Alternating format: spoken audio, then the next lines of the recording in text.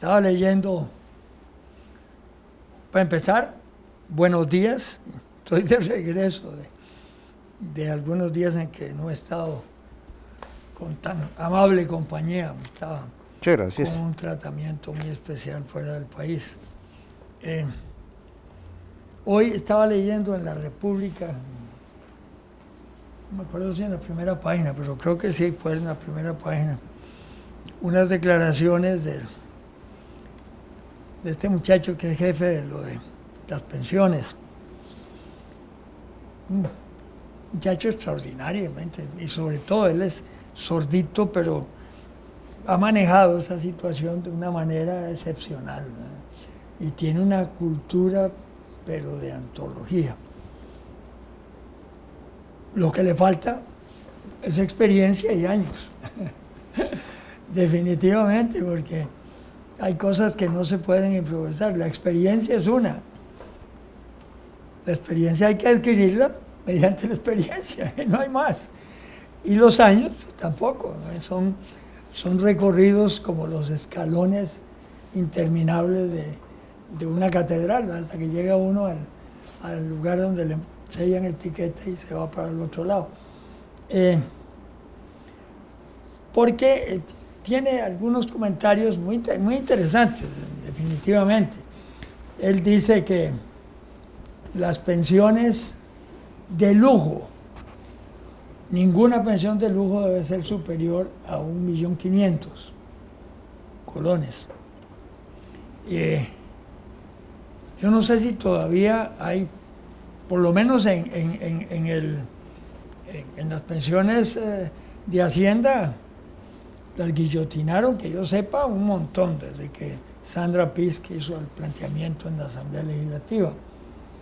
Y algunos que nos consideraron como de lujo, porque yo estoy de acuerdo que una pensión de 18 millones, 17 millones, hasta 15 millones, pues claro que son de lujo, son pensiones, voy a usar un término, exorbitantes, ¿no? Yo tenía una pensión de 3 millones y pico, y el hecho es que me la tasajearon como si fuera de lujo. Y sí, quedé con un poquitico más de los 1.500 de que habla este muchacho. Pero ahora me quitaron otros 400. Yo no sé con qué autoridad, ni bajo qué condiciones, ni nada. Simplemente me apareció los 2 últimos meses con 400.000 pesos menos. Bueno, en todo caso, lo que yo quería comentar era que no se pueden tasar las cosas con un criterio tan general sobre bases de una disciplina educativa X, sino conociendo antecedentes, conociendo la historia, lo que pasa y conociendo circunstancias que se dieron en un caso o en el otro. Porque yo sí pondría un límite, yo creo que existe ya, por lo menos en la pensión de Hacienda, no sé en las demás, creo que todavía están trabajando lo de la Corte, las pensiones de la Corte, pero creo que sí, inclusive bancarias, hay pensiones exorbitantes todavía, que creo que se deben cercenar, sobre todo a cargo del Estado. Pero hay que analizar la situación de acuerdo a las características de una pensión y las características del individuo que la devenga. ¿Qué fue lo que hizo?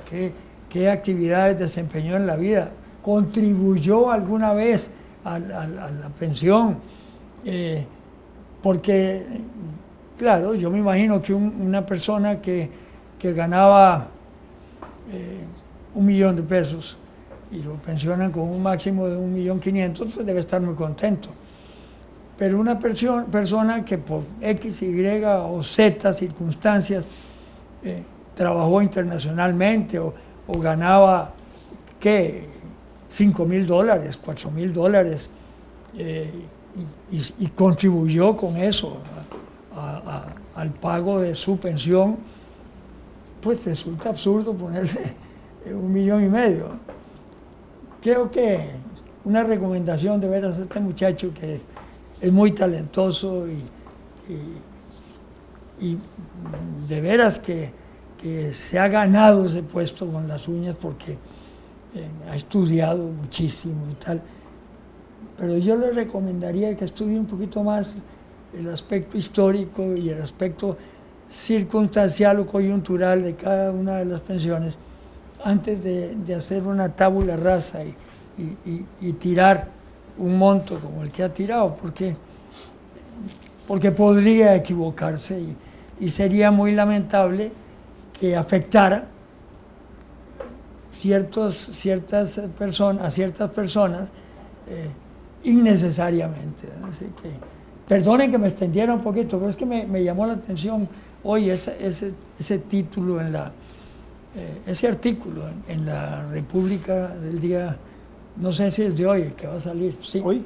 Bueno, me llamó la atención y sobre todo la fijación de un monto arbitrario de 1,500,000 máximo. Por lo menos yo no vi en el artículo un análisis de fondo sobre circunstancias de otra naturaleza, ¿no? Así que perdonen nuevamente la extensión del comentario. No sé qué opinas tú. ¿Qué? Vamos a ver, no es un tema sencillo, es en cierta forma a veces complejo. Así es, claro. Porque no es solo el problema de pensiones, es el problema de salarios. Así es. Es decir, yo creo que hay que empezar por ahí. Claro. La sociedad costarricense ha establecido diferentes funciones y diferentes remuneraciones para esas funciones y para esos trabajos.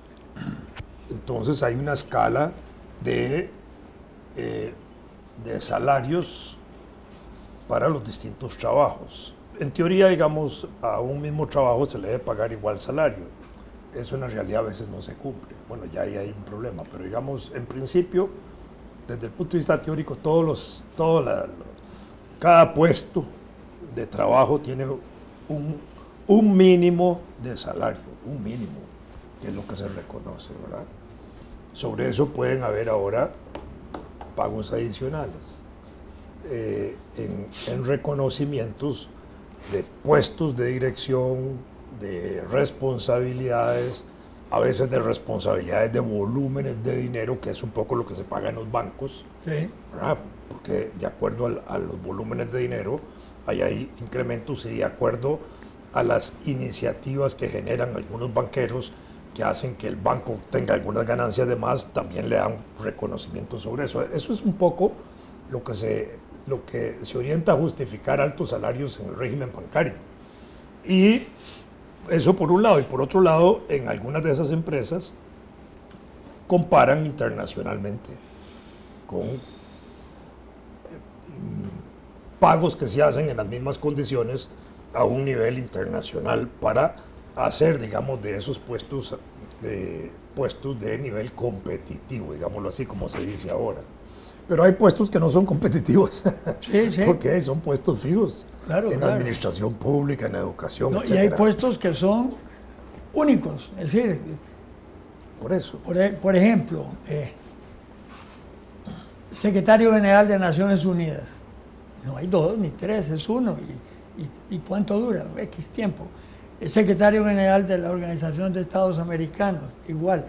En el caso mío, ya el otro día me dijeron que dejara de hablar de eso, un amigo nuestro, que ya aburro con el cuento de que yo fui secretario general de la Organización de Estados Centroamericanos. Bueno, pero es para hablar de la escala, y hay un salario, y ese salario...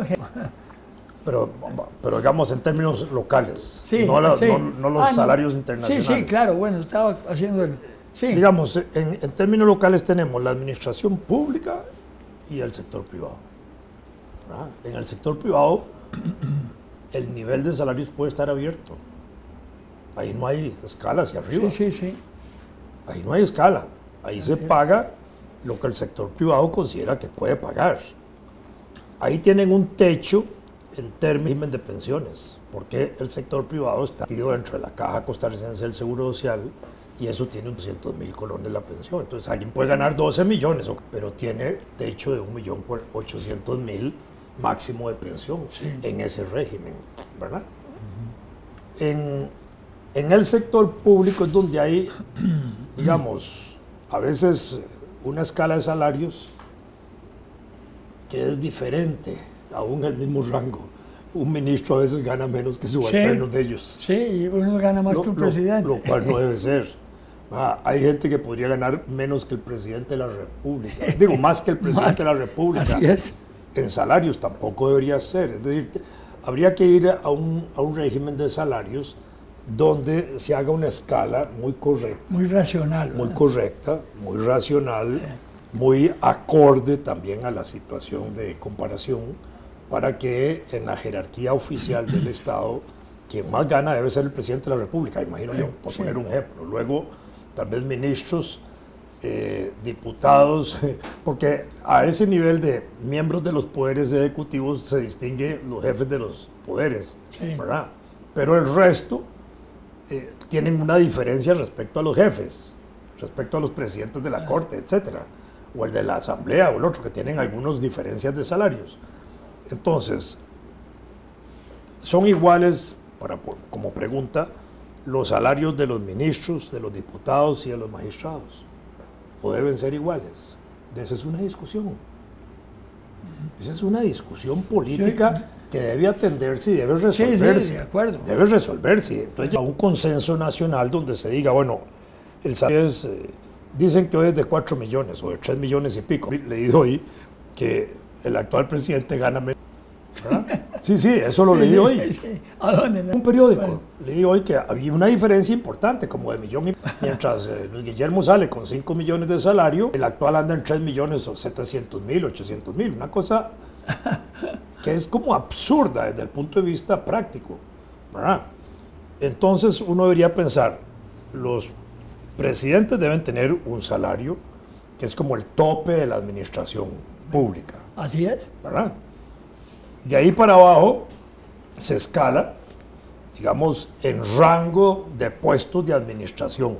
Hay una, perdón. De administración política y de administración pública general. Eso es perfectamente racional a nivel nacional, pero hay puestos que son del Estado, que están en otro lugar, que no pueden a esa tasación, depende del país donde esté. Un ranking de salarios diferentes. Exacto, y es a eso me refiero que yo. así sea, porque el costo de vida en otros países puede ser diferente. Exactamente. Eso yo, por ejemplo, voy a decirlo de esta forma. Yo tenía un salario de embajador que correspondía a un salario que es salario y a una parte que era gastos de representación. No, ni siquiera no son gastos de representación, no existen. Bueno, en el caso mío había gastos de representación. No, existe una partida de gastos, pero no es de representación, ¿verdad? Pero cuando yo terminé la embajada en Venezuela, el siguiente embajador le subieron el salario como 2 o 3 veces más de lo que yo recibía en ese momento. ¿Por qué? Porque la Cancillería hizo algo que me pareció correcto a mí, que es que usó nacional de la ONU. Y entonces en países donde hay un alto costo de vida y un funcionario como el de Venezuela, resultó que ese el embajador siguiente, ¿verdad?, era el más alto, pagaba en Costa Rica, incluso más alto que el de la ONU, más alto que Estados Unidos, más alto que otros. ¿Por qué? Porque hay situaciones particulares, una situación de coyuntura. Pues una embajada donde el salario no puede ser tan alto, también, porque también como excepción. No, ahí no se puede. Esos no se puede. Esos son salarios que se mueven de acuerdo a las circunstancias de cada país. Son coyunturales. Pero eso es otra cosa, la Cancillería, ¿verdad? Sí. Lo que son los salarios internos, más bien, debería haber entonces como una regla, y los salarios, la escala de salarios que se fija, escalas todos los años donde se fijan los salarios mínimos de Costa Rica, ¿verdad?, que se regulan 2 veces al año, prácticamente en el Consejo de Salarios. Bueno, ahí hay una situación. La otra cosa es en cuánto deben crecer los salarios, ¿verdad? Si crecen, entonces por alguna ley especial, un 30%, un 40%, un 50%, ¿verdad? Como crecen algunos, en el caso de los diputados que crecían, creo que ya hay limitaciones en eso, ¿verdad? Y en otros no, en otros es una minúscula parte. No, entonces ahí debe haber una proporcionalidad igual. Si los diputados van a crecer en un 30% los salarios, pues para todo el mundo debe ser 30%. Claro. Pero si para todo el mundo es el 2% de salarios, por poner un ejemplo, pues para los diputados el 2%. Digo, para igualar las cosas. En materia de pensiones, eso está hecho en función de sistemas de mantenimiento del régimen para poder sostener gente que ya no está en el ámbito productivo y que deben garantizarle un modo de vida, ¿verdad?, decente, decoroso, etcétera, todas las condiciones. En el régimen de pensiones el salario se viene al suelo, en general. Sí, claro. En general. Entonces, ¿cómo debe regularse eso? Yo pienso que con reglas donde igualmente en dependencia, no del monto puede ser alto, pero que ese monto alto puede ser regulado por vía de impuestos.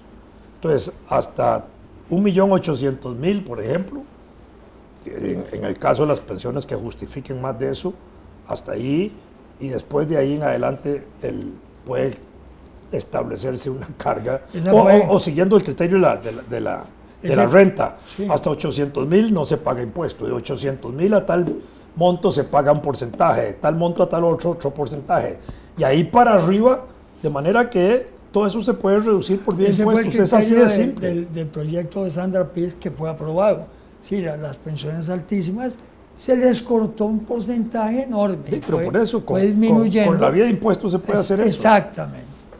Y ahí se fijan las pensiones. Y debería establecerse un criterio, ahora sí, solidario, en el sentido de que la pensión más baja no puede ser más baja que el salario mínimo en Costa Rica.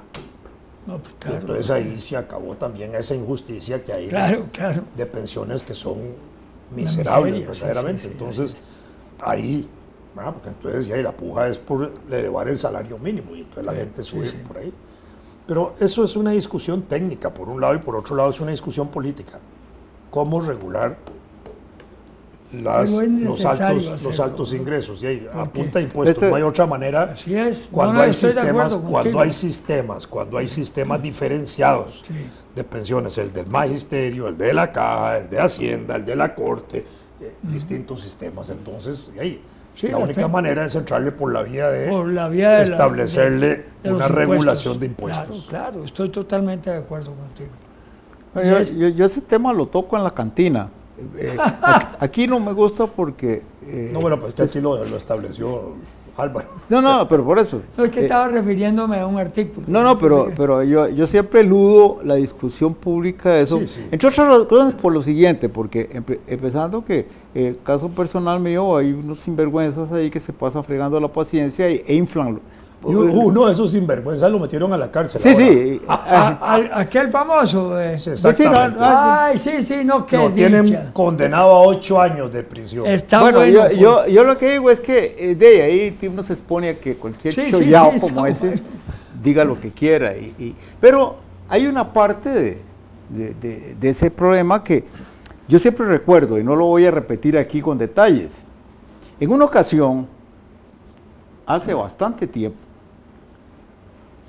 en la universidad, 2 personas, un grupo, pero básicamente 2 personas, nos encargamos de hacer una propuesta que tenía el sentido ese que vos decís, y si se hubiera adoptado sin cálculos personales, como hicieron los diputados que la recibieron, porque todos también lo hicieron así. Es decir, el problema no es que esos universitarios que lo propusimos no estábamos pensando en los casos nuestros, sino en un problema general que se estaba creando en el país. Esa fórmula que tenía ese sentido que vos señalás,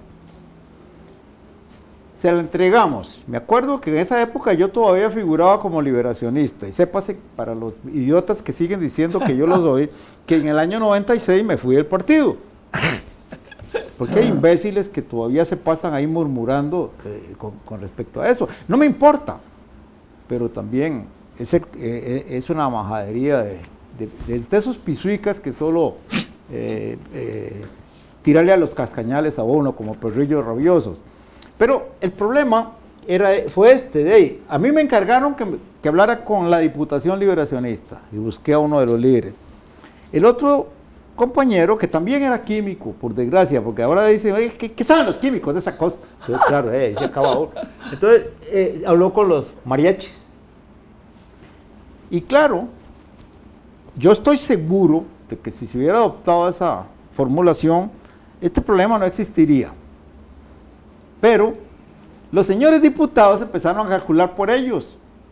Y muchos de ellos algunos de ellos eran educadores que empezaron a devastar el terreno por debajo de sus ramas, y entonces se fregó la cosa. Entonces, se perdió la oportunidad. ¿Qué vamos a hacer uno? Sí, claro. Ya no puede hacer más. No, pues claro. Y ahora, que un sinvergüenza que una vez perdió la colegiatura por sinvergüenza, y esté hablando pestes de uno, bueno, ya la gente sí se lo aguanta, porque también esa es la otra cuestión. ¿Qué clase de liderazgos acepta el país? Esos sinvergüenzas. A ellos no les importa nada.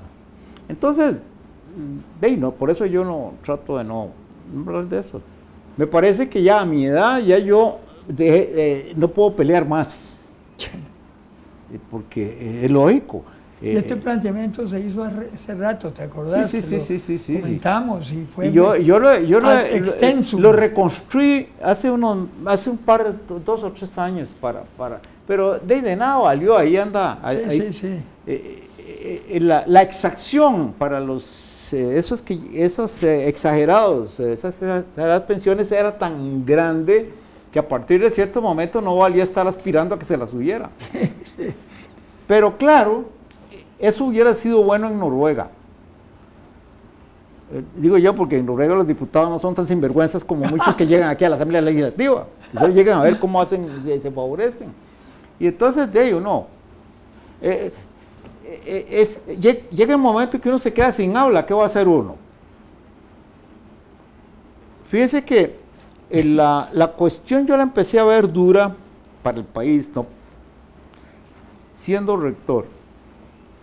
Empezaron a darse una serie de vicios que eran visibles, pero en cuanto uno lo mencionaba, aparecían los grupos molestos. Y claro, a todo aquel que se estaba favoreciendo con las ventajas, no le gustaba que uno hablara de ellas, claro, de los problemas. Así que yo creo que en este país las cosas se llevan a un punto, y no solo en eso, siempre se lleva a un punto en que solo una perspectiva revolucionaria se puede adoptar, y es lo menos que quiere la gente. Es lo que menos quiere la gente en Costa Rica, ¿verdad? Yo lo veo ahora que todo el mundo echando carbón para que los nicas se vayan a la calle y se hagan matar. Y nadie mandaría a sus hijos a matarse en las calles de Costa Rica. Qué cosa más esto es absurda. Sí, sí. Pero bueno, falta de... seguimos. Y a veces recibo unas buenas noticias, como una que me acaban de dar. ¿Cuál? Una que me acaban de dar.